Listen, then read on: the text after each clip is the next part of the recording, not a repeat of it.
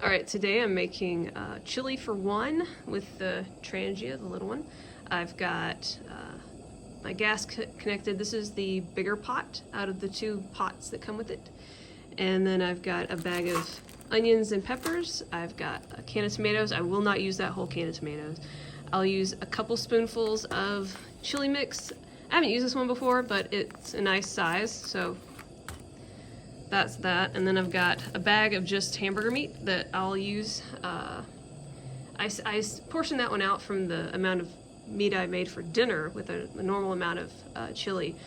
But this one is about 1/4 pound, so if you want, you don't have to portion it. You can just buy those pre-frozen burger patties and let it thaw until it's soft, and then throw that in here, and then cook that with your vegetables and spices and everything, and that should make you just enough fresh chili. And it's different than the canned chili. If you want to do canned chili, that's great, but we're doing a little extra because it's a Trangia and we don't just have to heat it up. But we'll see how it goes. I've never done this before, so we'll see what happens. All right, I got my onions and peppers in. I'm using my little spoon to keep them from sticking. And when I put the meat in, I'm gonna put the juice and the water and everything in before the meat so that the meat boils a little softer. If I brown it in this pot, I'm afraid it'll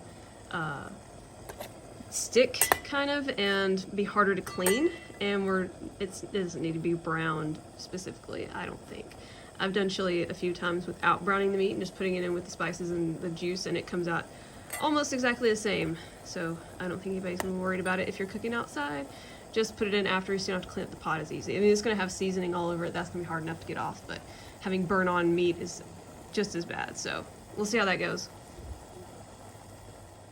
All right, I'm adding my tomatoes to it. I don't need a whole lot of tomatoes, but it's just enough to help get it a little texture to it. I know some people don't like tomatoes in their chili, and you don't have to put it in there, it's fine.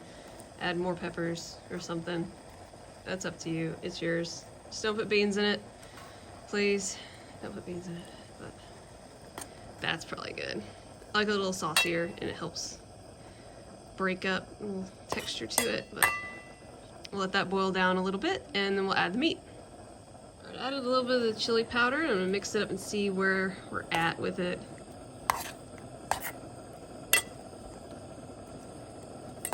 And it helps to have the juice from that tomato sauce to help mix it up. Otherwise, use water or broth or whatever you want to use, but I'll probably add a little water to this as I go. Looks good. I'm gonna add another quick hint of this, just a touch.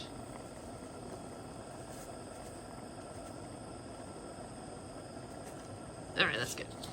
Don't want to overdo it because it's only for one person, and I don't want to have to add more tomatoes or something else to, yeah, there we go, okay.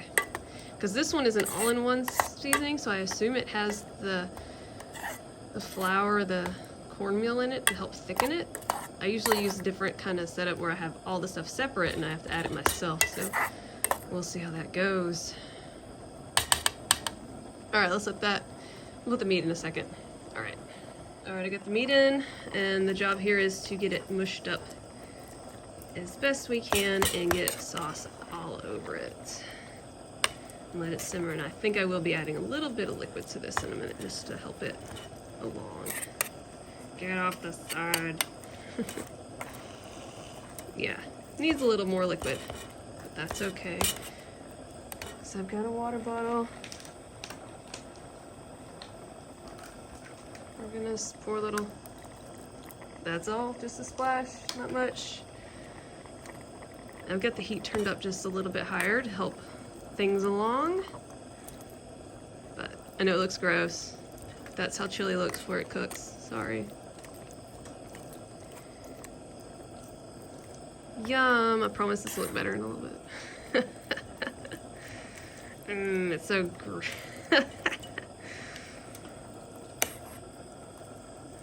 Yeah. All right, let this simmer a minute. I'm gonna add some more water.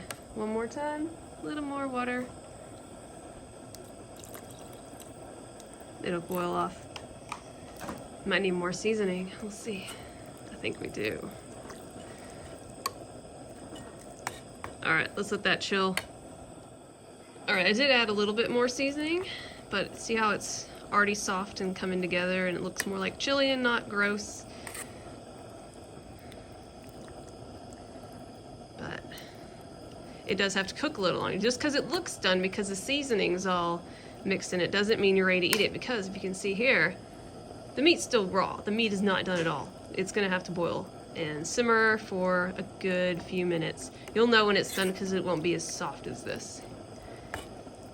But give it time. You'll notice when it's no longer pink. Alright, if you want to make sure it gets done really well, kind of pressure cook it just a touch and make the vegetables a little more done, because the meat's fine at this point, but the vegetables might be still a little, the onions and the peppers might still be a little crunchy. What you can do is take the top, the Trangia top pan like this, and just like you can set it on top like that if you wanted, and let it steam up a little bit, not for very long because it's gonna get hot real quick, but something to cover it just so you can keep the heat inside and pressure cook those vegetables just for a few minutes.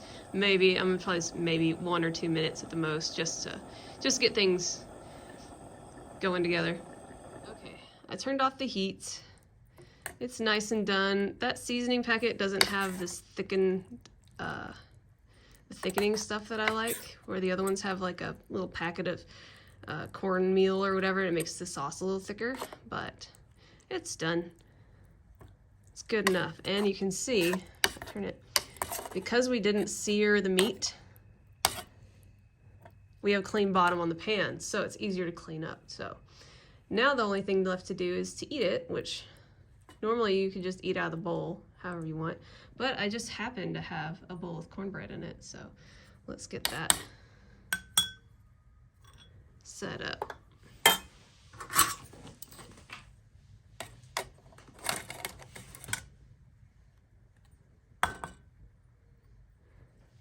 Just a little bit. That's good enough. The rest back in the pot. And there you go. There's quick chili with cornbread made in the Trangia from scratch-ish. More scratch than you would do if you're outside camping, but looks good. And that's it.